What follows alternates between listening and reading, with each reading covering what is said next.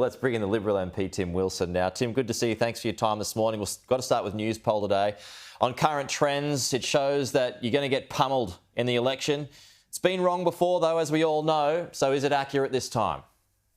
Well, I was out in Hampton Street in the electorate of Goldstein on the weekend, and there are people who are grumpy about the situation around coronavirus, and they're holding those in positions of power and responsibility, responsible for the various decisions that are being made, and people are grumpy. But in the end, the Treasurer is right when he says the only thing that matters is the decisions that are made on voting day, because I think it's strange when they actually understand what the future is about and the future of the country. Know full well the choice is between a weak Anthony Albanese or a strong Scott Morrison, and that's the choice they're going to be making. Are you worried about it, though? Because there seems to be quite the trend emerging. Well, what I'm conscious of is making sure I continue to represent the good constituents of Goldstein in Parliament, and that we give voice to their concerns and their issues. And Australia faces big challenges. Let's not kid ourselves, Peter. Whether we look at the challenges geo-strategically and around national security, obviously the challenges we face economically and what's going to be happening with inflation and interest rates, all of these things mean we need strong government in Canberra focused on the core job.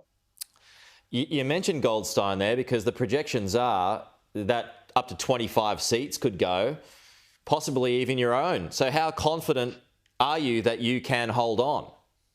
I'm very optimistic and very confident about holding the federal electorate of Goldstein, because at every point I've given voice to the constituents of Goldstein in the federal parliament and prioritised representing them in the federal parliament, and will continue to do so. And in fact, the concerns that I've just outlined to you, when I go on to Hampton Street or whether it's the other streets in the electorate, the issues that people raise to me is the future economic challenges the country faces, the national security challenges, COVID as well, of course. But what people want us to do is be focused squarely on the job of governing the country. OK, but how much of a thorn in your side is Simon Holmes of Court's Climate 200 group? Well, they're out there making a lot of noise and drawing a lot of attention themselves, trying to buy an election. Simon Holmes of Court is trying to throw around his trust fund money to try and buy an electoral outcome. I'm sorry, I've got one message for you, Simon.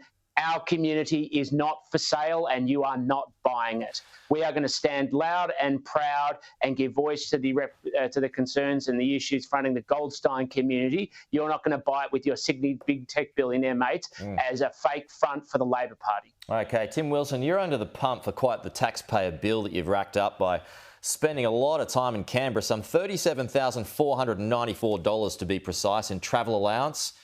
That's quite a bill.